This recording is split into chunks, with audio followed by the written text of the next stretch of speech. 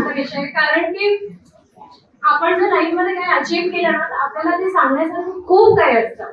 पण ह्याच्यात मी फक्त तुम्हाला माझ्या रुद्रची जर्नी सांगेन. म्हणजे आयकॅन मध्ये यायच्या आधीचा रुद्र माझा 52 kgs होता. असा प्रंपी आणि मॉडेलिंग करायचा आणि त्याचा बॅकग्राऊंड IGCSE चा आहे.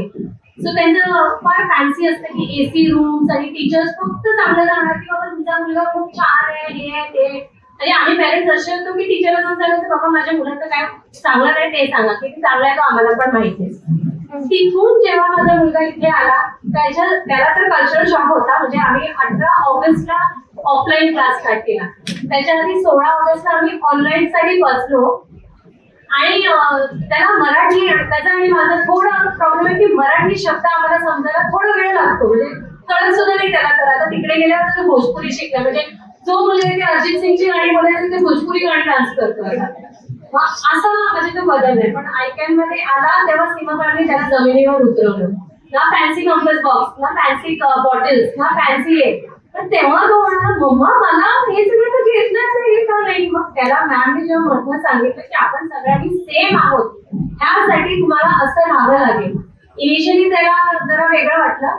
मग नंतर एक विचारलं मम्मा मला रुद्र पण बोलतच नाही, हरणे इकडे आणि असे सगळ्यांना आडनाव म्हणून हाक मारतात. तो थोडा त्याला तो कल्चरल शॉक होता. आणि नंतर मग मॅमने त्याला टार्गेट बॅच मध्ये टाकलं कारण की त्याचा बेस मी खूप स्ट्रॉंग केला होता. रुद्रनी सेकंड आणि थर्ड होम स्कूलिंग केलं. थर्ड मध्ये मी त्याला NRSची एक्झाम द्यायला होती, जी गव्हर्नमेंटची एक्झाम असते.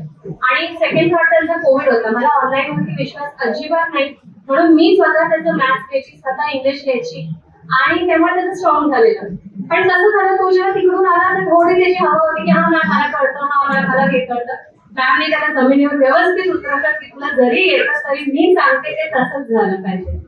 सो आधीचा रुद्र जो 52 kgs होता इथे आल्यावर तेच होतं, कारण की तो आम्ही ठाण्याला राहतो.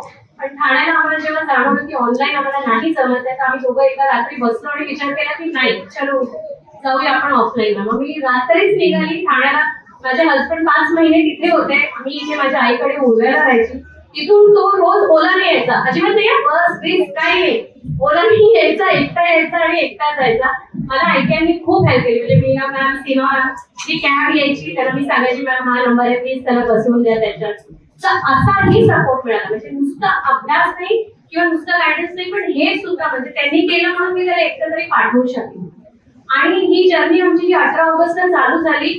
आमचा जो स्केड्यूल होता, म्हणजे सीमा मॅमला मी खरंच मानते, आमच्या घरी तर त्याला देव माणूस म्हणतात. माझी आई तर बाबा म्हणते की मी देवाला प्रार्थना करते की या बाईला नीट ठेव, म्हणजे पुढची पिढी आपली अजून चांगली जाईल. आणि माझं पण खरं म्हणजे की ह्या व्यक्तीला खूप हेल्दी ठेव. म्हणजे सकाळी आम्ही उठायच्या आधी मॅम उठलेल्या असायच्या, एक पेपर यायचा हे सॉल्व्ह करून मला 7 वाजता पाठ. रात्री 12 वाजेपर्यंत मॅम फॉलोअप घ्यायचे. कुठे होते कुठेच नाही होत. मी CBSE IGCSE ह्या सगळ्या स्कूल्स मध्ये सुद्धा असे टीचर्स मिळाले. सो मी इतकी लकी समजते स्वतःला की माझ्या रुद्रला जी मेंटर, जी गुरु, जी व्यक्ती जे त्याच्या ऍक्च्युअल वयात मिळायला पाहिजे होती ती मिळाली. आणि मी खरंच देवाला धन्यवाद करते. मॅमला सुद्धा थँक्यू म्हणते की मॅम तुम्ही खूप केलं आमच्यासाठी, खरंच खूप केलं.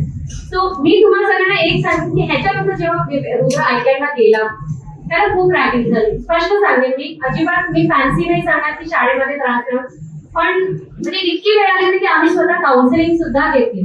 पण कसं माहितीये का, रुद्र ही म्हणजे त्याची अशी पर्सनॅलिटी की त्याला सिरियसली जास्त कळत नाही. म्हणजे तो ना ठीक आहे मम्मा होईल, ठीक आहे मम्मा, फक्त एकदा जो रडला फोनवरती तिथून की मम्मा I want to come back कुठली मी. आणि मी त्याला नेहमी हे जाणवतो की मी प्रत्येक पॅरेंटला सांगेन मुलगा जम्मूला जाऊ दे, बाराशाडीला जाऊ दे, कोडरमाला जाऊ दे, उत्तराखंडला जाऊ दे, तुम्ही मुलांना फक्त हे कॉन्फिडन्स करून ठेवा की तुला ज्या क्षणी माझी गरज वाटेल 24 तासात तुझी आई किंवा तुझे बाबा तुझ्या समोर उभे असतील. त्या थॉटनी तो कितीही प्रॉब्लेम आले म्हणजे त्याच्या जागी जर मी किंवा हे असले असते आम्ही आलो असतो परत, असं आम्हाला वाटतं. कारण की आमच्या आई वडिलांनी एवढं स्ट्रॉंग आम्हाला केलं नाही आणि आपल्या वेळेचे दिवसच वेगळे. तो ज्या इथून त्या स्टेट मध्ये गेला, मी सरांना तर इतका त्रास दिला की सर सातारा चंद्रपूर सगळे करतात, मग सर बोलले घ्या चंद्रपूर. पण मी म्हटलं सर मला अकॅडमिकली स्कूल चांगली हवी आहे. आणि सगळ्यांनी मला एक सांगितलं लांब जवळ काय बघता मॅम, त्याला काय लांब जवळ, तो शाळेत आहे, तुम्हाला लांब जवळ आहे, तुम्ही ठरवा, तुम्ही जास्त जायला लागला तर तुम्हाला लांब होईल, तुमचा पैसा खर्च होईल. त्या थॉटने मी झारखंड घेतलं. झारखंड कधी आम्हाला माहित सुद्धा नव्हतं, त्याच्यामुळे आम्ही म्हणजे गेल्या 1 वर्ष परत 1-2 महिन्यात सारखं जात होतो. मी एवढंच सांगेन ज्या पॅरेंट्सने आता जस्ट ऍडमिशन झालं असेल, मुलांबरोबर तुमचा कनेक्ट ठेवा. कनेक्ट म्हणजे तुम्ही त्यांच्याशी ह्या लेवलवरती बोला की बाबा थोडं जरी काही प्रॉब्लेम झाला त्यांनी शेअर करायला हवं. आता तो बोलतो मम्मा मी टीनेज मध्ये झालो. मी म्हटलं तुझं लग्न होत तर तू मला सगळं सांग. तर हे मी आता क्लिअर आहे. पण त्याचं तेच असतं की मी काय boys talk it is teenage, मी तुला नाही सांगू शकत, हे सगळं त्याचं नाही चालत. मी तिकडे त्याला तेच म्हटलं तू जर आज मला सांगितलं नाही दुसऱ्या दिवशी मी तिथे पोहोचेल. आणि मी हे केलंय ते त्याला सरप्राईज मध्ये मी गेलीये तिथे जेव्हा त्यांनी मला सांगितलं नाही. शाळेनं उचललं, हॉटेलमध्ये नेलं, 8 तास बसलो, त्याची म्हणजे मीच रॅगिंग केली की मला सांग, नाही सांगितलं तर तू आताच्या आता मुंबईला चल. मग त्यांनी मला त्याचे प्रॉब्लेम्स नाही. सगळ्या पॅरेंट्सना मी एकच सांगेन की तुमच्या मुलांबरोबर तुमचा कनेक्ट ठेवा.